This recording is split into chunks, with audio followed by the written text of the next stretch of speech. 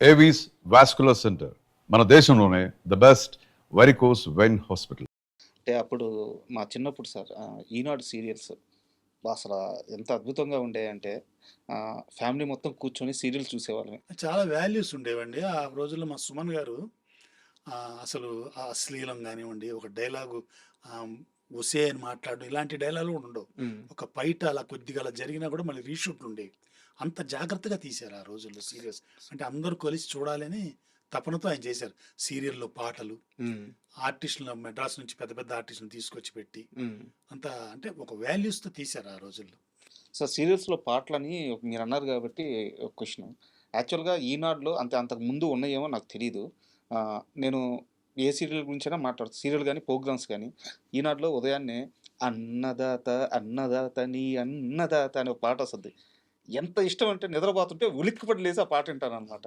అలాగే అన్వేషిత అన్వేషిత అది కానీ, ఎండమావుల పాట కానీ.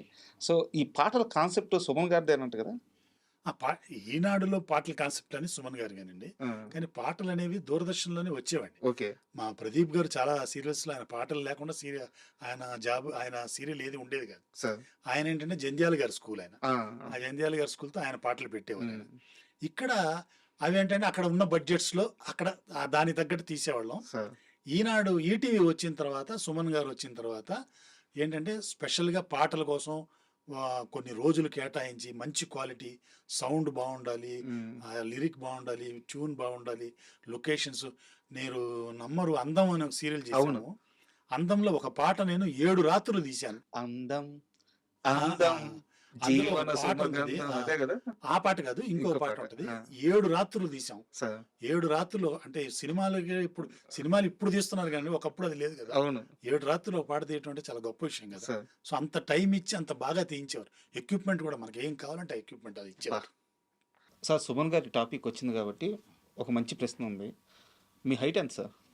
6'3". ఒక రకంగా మిమ్మల్ని చూడంగానే అందరికీ ఒక రకమైన భయం వచ్చేస్తుంది. అంటే ఆహార్యం అటువంటిది. అయితే ఇంత పెద్ద మనిషి, ఇంత ఆజానుబాహుడు, ఒకరోజు చాలా గ్యాప్ తర్వాత సుమన్ గారి దగ్గర నుంచి ఫోన్ రాగానే కుటుంబం మొత్తాన్ని తీసుకెళ్ళి అక్కడికి వెళ్ళిన తర్వాత సుమన్ గారితో మాట్లాడుతూ బాగా ఎమోషనల్ అయిపోయి, ఈ రోజుకైనా నా తప్పు లేదని మీకు నిజం తెలిసింది, నాకు అదే ఆనందం, మీరు ఎప్పుడూ తప్పు చేయడు, అది మీకు తెలవడం ఆనందంగా ఉందని బాగా ఎమోషనల్ ఇంచుమించు ఏడ్చేశారట. ఆ ఇన్సిడెంట్ చెప్పండి, అసలు ఏం జరిగింది? నేను ఇది చెప్పే ముందు మీరు ఇంటర్వ్యూ చేయడానికి నన్ను పిలిచిన తర్వాత మీరు ఇంత ప్రిపేర్ అవుతారని నాకు తెలియదండి. నా గురించి ఇంత రీసెర్చ్ చేసి ఇంత చెప్తారని. ఇప్పుడు ఈ ఇన్సిడెంట్ అంతా ఎప్పుడో జరిగింది. ఇదంతా కూడా మీరు తవ్వి తీసి అడుగుతున్నారు, చాలా సంతోషం. థ్యాంక్స్. సుమన్ గారికి నాకు చాలా దగ్గర సంబంధం ఉందండి.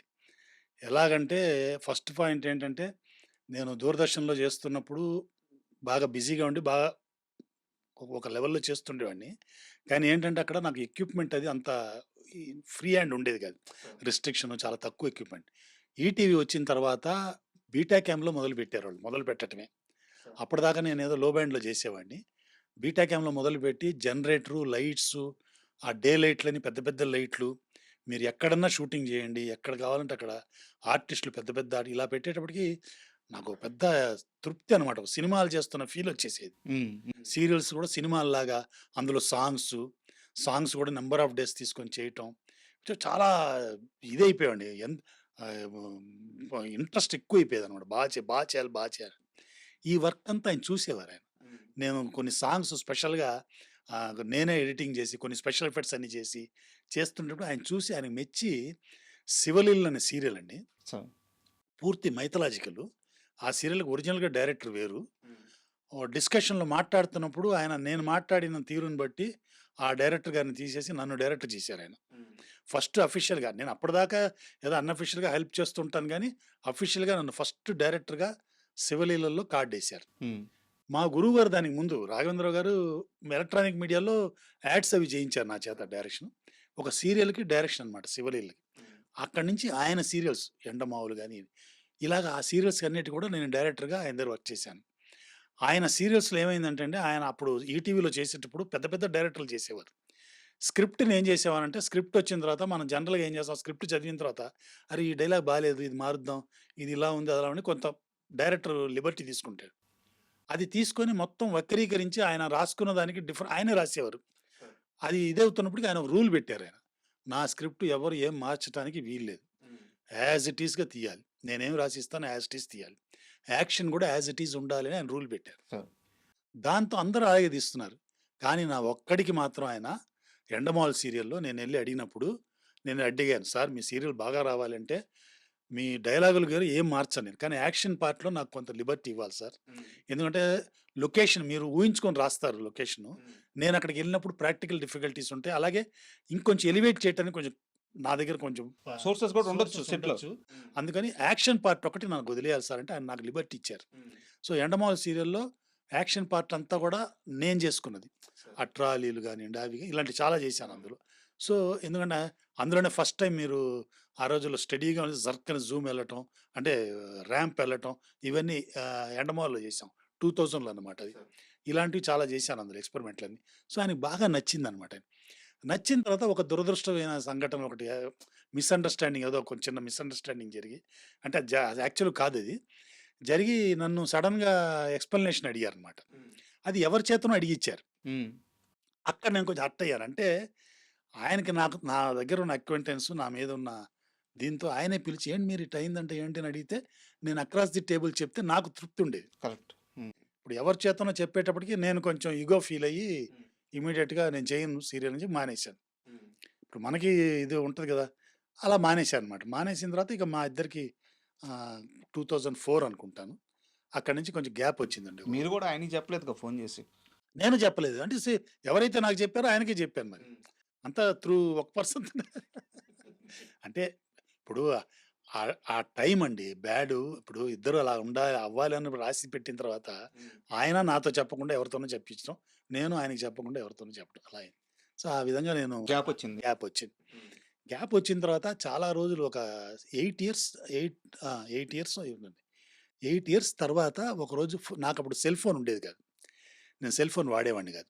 మా తమ్ముడికి ఫోన్ చేశారు. తమ్ముడికి ఫోన్ చేసి ఇలా మీరుతో మాట్లాడాలంటే, నేను ఆ రోజు మా తమ్ముడి ఇంట్లోనే ఉన్నాను నేను. హ్మ్. ఇమ్మీడియేట్‌గా ఫోన్ తీసుకొని మాట్లాడితే సుమన్ గారు కలవాలంటున్నారండి. సుమన్ గారు కలవాలంటున్నారని గాని నాకు ఏదో మంచి పరిణామం అనిపించింది. అనిపించి వెంటనే మా మిసెస్‌కి చెప్పి, మా మిసెస్, మా అబ్బాయి అందరం కలిసి ఆయన ఆఫీస్‌కెళ్ళాం. వెళ్తే ఆయన లేసొచ్చి కౌగిలించుకొని, "ఐయామ్ వెరీ సారీ మీర్. నేనేదో బావిలో కప్పలాగా ఉండిపోయాను. నీ గురించి చెప్పినప్పుడు నేను అలా చేసి ఉండకూడదు. ఐయామ్ వెరీ సారీ" అన్నారు. నేను చాలా మూవ్ అయిపోయాను. అంటే జీవితంలో ఎక్కడ నాకు బ్లాక్ మార్క్స్ లేవు. ఈయనొక్క దగ్గర ఇలా బ్లాక్ మార్క్ వచ్చేసిందే. అది అలాగే ఉండిపోతదేమో అనుకున్నది, ఆయన అంత పిలిచి చెప్పేట పెద్ద మనిషి. చూడండి చాలా, ఎమోషనల్ అయ్యారంట కదా! చాలా ఎమోషనల్ అయ్యాను. చాలా హ్యాపీ ఫీల్ అయ్యాను. అని ఆయన వెంటనే మనం కలిసి పని చేయాలి అన్నారు. సార్ తప్పకుండా సార్ అని. ఆయన అప్పటికి యాక్టింగ్ మొదలుపెట్టారు. యాక్టింగ్ మనిద్దరం కలిసి చేద్దాం అంటే, తప్పకుండా సార్ అని నాకు ఒక టెలిఫిల్మ్ చేసి పెట్టన్నారు. సరే సార్ అన్నాను. అప్పుడు బలభద్రపాత్ర రమణి గారితో ఒక స్టోరీ చెప్పించారు. అప్పటిదాకా ఏంటంటే ఆయన యాక్ట్ చేస్తున్నానని కూడా సాఫ్ట్ క్యారెక్టర్‌లు ఇలా చేస్తున్నారాయన. ఆవిడ అలాంటిది ఒక సబ్జెక్ట్ చెప్పారు. నేను కాదండి ఇలాంటిది కాదు. ఆయన చేస్తున్నారంటే రాముడు, భీముడు 2 క్యారెక్టర్‌లు డ్యూయల్ రోల్. ఇప్పుడు నేను టెక్నికల్‌గా కూడా బాగా జీవించాలి కదా ఆయన్ని. 2 క్యారెక్టర్‌లు రాముడు, భీముడులాగా. ఒకటి సాఫ్ట్, ఒకటి హార్ష్ కావాలి అని చెప్పి అలా కథ రాయించుకున్నాను. ఆ కథ తీసుకెళ్ళి ఆయనకి చెప్పా. చెప్తే ఆయన భయపడిపోయాడు. "ఇవన్నీ నేను ఎక్కడ చేయాలి మీరు? ఈ ఫైట్‌లు ఇవన్నీ నేనెప్పుడు చేయాలన్నారు." "మీరేం చేయదు నేను చేయించుకుంటాను. మీకెందుకు నేను చేస్తాను సార్" అన్నా. చేశాను చాలా హ్యాపీ ఫీల్ అయ్యారు ఆయన ఆ ఫిల్మ్. చాలా అంటే చాలా స్టైలిష్‌గా ఆ సాంగ్సు, అందులో ఫైట్‌లు అంటే త్రూ ఔట్ ఒక డూప్‌ని పెట్టాము. ఆ డ్యూయల్ రోలు ఇవన్నీ పెట్టి డ్యూయల్ రోల్ 2 కెమెరాలు పెట్టి చేయటం. కొంత ఆయనకి శ్రమ పెట్టాను. ఫిజికల్‌గా పాపం అప్పటికే ఆయనకి ఆరోగ్యం అంత బాలేదు. వెంటనే ఇంద్రనాగ్ గారొచ్చి చెప్పేవారు, "మీరు గారు కొంచెం జాగ్రత్తగా చూసుకోండి. ఎక్కువ స్ట్రెయిన్ చేస్తున్నారు" అది ఇది అని. అయినా చేశారు ఆయన బానే చేశారు. ఆ టెలిఫిల్మ్ ఆయన చాలా మెచ్చుకున్నారు. చాలా సార్లు చూసుకుంటూ ఆయన లాస్టు ఒక థియేటర్ కట్టుకున్నారు ఈటీవీలోనే.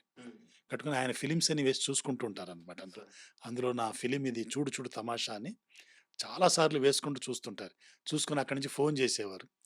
ఇలాగా బాగా దగ్గరైపోయామనమాట. దగ్గరైపోయి ఆయన "మీరు గారు మీరు డిసెంబర్ నుంచి ఎక్కడ ఒప్పుకోవద్దు. మనం చేస్తున్నాం, సీరియల్ చేస్తున్నాం, డైలీ సీరియల్ అన్నారు. చాలా సంతోషం సార్ అన్నాను.